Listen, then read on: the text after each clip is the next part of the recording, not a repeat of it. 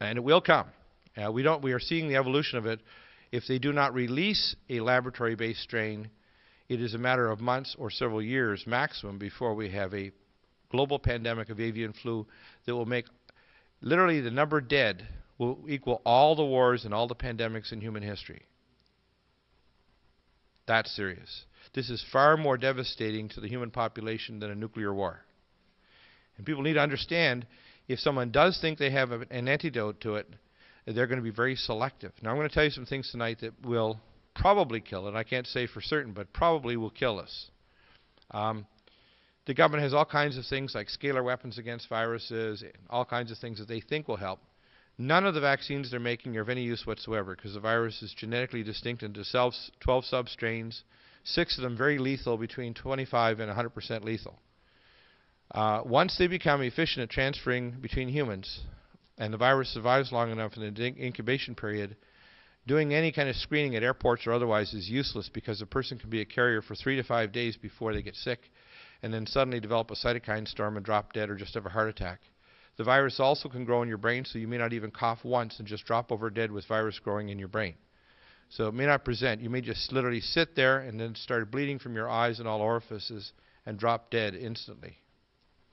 That's what kind of virus this is. It's right out of a B movie. And I'm saying it to people because I've been screaming for several years that we need to have proper public health measures to have HEPA filters in all aircraft and a chain of custody to transfer all materials, to test every aircraft coming in the United States and elsewhere in Canada.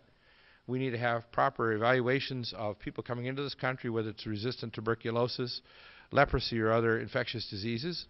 And we need to stop this damn spraying of chemtrails that includes nanoorganisms that are silicon-based life forms that do not originate on this planet, as well as mycobacteria, Pseudomonas florensis, and other organisms that are destroying the health and immune systems of people. And they're doing it on purpose. It's part of their population control. So the reason why I'm speaking about these things is we're at the end of this age. And the masters of chaos have completely gone over the edge.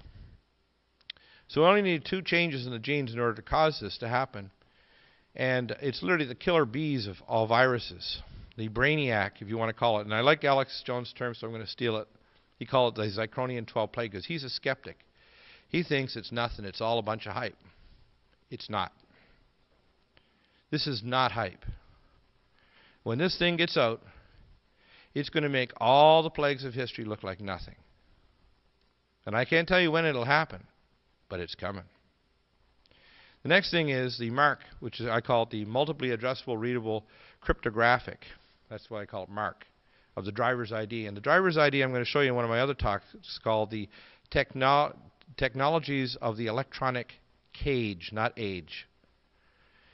The National Animal Identification System, if everybody is familiar with, is a new system called the Active Live Chip System, and it actually can track an animal down to 1 cubic meter using satellite-based technology and low Earth orbit satellites, the LEO system, as well as other systems, including it will be integrated to the smart highways, which they want to build off the I-35 Trans-Texas Canamex Highway Corridor to all the other freeways that are going to be eventually all tolled in the North American Zone 3 New World Order 10-zone world.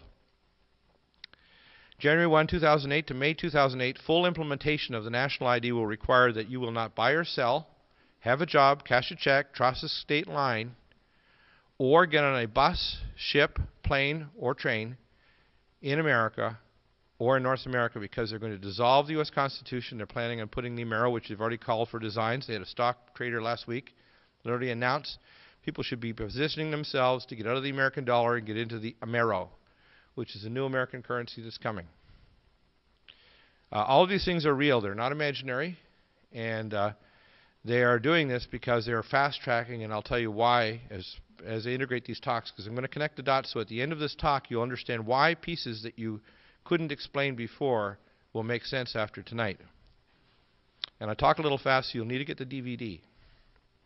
January 17th to 23rd, 2007, no Canadians will be able to cross into the United States this coming January without a passport. And all passports for the past number of years have had a passive RFID chip in them, which means that up to 120 centimeters they can scan your passport and tell who you are. But they're planning on switching those eventually to an active passport that can track you down to 1 cubic meter.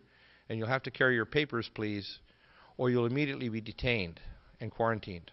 And they'll require biometric identifiers, laser retinal scans, iris scans, and other things that are required, including a DNA analysis that can be done at a chip developed at the Oak Ridge National Labs and Argonne National Labs in Chicago that can do 100,000 DNA cleavage analyses with a microchip that was developed there in less than 5 minutes with a laptop-based microchip analysis system. So they have this all set up to DNA track and chip every single person on the planet, and it's all coming together right now. What will they pen us with? And when I talk about penning, if you've seen cattle penned or sheep, they're going to try to use a whole lot of issues. And some of these you'll be familiar with, but when I lay it all out, you're going to see just how serious this matter is. So if your friends are asleep, I call it a sheep bowl, they're going to find out the hard way that this is not a joke. And even if they've heard many people talking about these in the past, some great speakers here in the Granada Forum and listening to RBN or GCN, what I'm going to show you tonight is a vast panorama of dark, majestic, evil majesty. National debt and real estate bubble. It's blooming. It's about to pop. And I've heard, and I don't live in California, but I've heard from my friends that in many areas here, the real estate has dropped by 30 or so %. Is that true? Yeah. They're talking, and I talked to some of my friends because I try to research these things carefully. They're actually trying to get rid of the penny, nickel, dime, and quarter, and they want to make a $2 and a $5 and a dollar coin. Have you heard that? That's actually planned as well. They want to get rid of all of these smaller denominations because your dollar will be the new penny.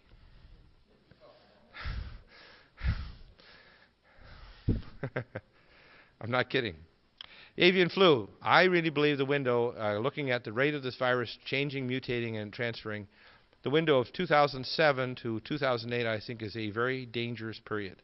And isn't that amazingly coincidental that the president, April 1st, being, of course, we have our chief fool and leader in power, April 1st, 2005, he actually passed a executive order saying that everybody must bow to the president and roll up their sleeve and take a shot that may fry your brain cells, give you cancer, or be completely useless and wipe out your immune system if a real pathogen comes by.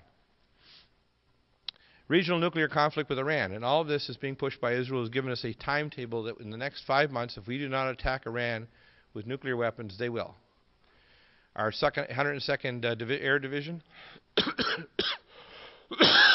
excuse me, is now guarding the Dimona reactor site and the Israeli nuclear weapons right now, so it's our armed forces restraining the Israelis from attacking Iran with nuclear missiles today.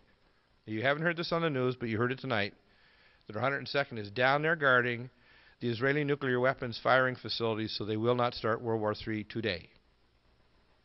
Okay? This is how close we are. We are 1 second to midnight. Not 10 seconds, not 10 hours. We are 1 second to midnight.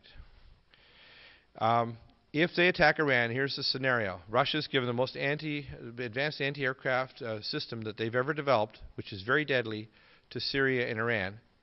And most of the Islamic countries follow an ancient dictum that precedes Islam by probably 5,000 to 6,000, perhaps maybe 11,000 or 12,000 years. But it's me and my brother against my cousin, me and my cousin against my enemy. And once you get your stick into that bee's nest, you are going to have a real time. And these people, I happen to have friends in the IDF and advanced services all around the world, and I've seen satellite photos of the launching facilities in central Saudi Arabia, and they have 2 facilities that manned for the last 23 years by the communist Chinese. They have missiles from central Saudi Arabia that can hit all parts from London, England, to Tokyo, to all parts in Russia and Asia and India, from central Saudi Arabia in 2 bases, one 100 miles north of Riyadh, and the Salayo Oasis is one 500 miles north. And they can fire an advanced weapon system with multiple warheads every 30 seconds. All advanced silkworm-based missiles. March the 15th, 1995, I sat across the table with Colonel Lynn Wills, Chief Missile Command Officer, Strategic Defense Command, who's the commander of NORAD radar installation that notifies the president if there's incoming. And he said, over cutting a roast and sharing dinner in Colorado Springs at that time, whose son was the best friend of my son, that the previous week they went to DEFCON 4 and they were about to activate Huey, which is the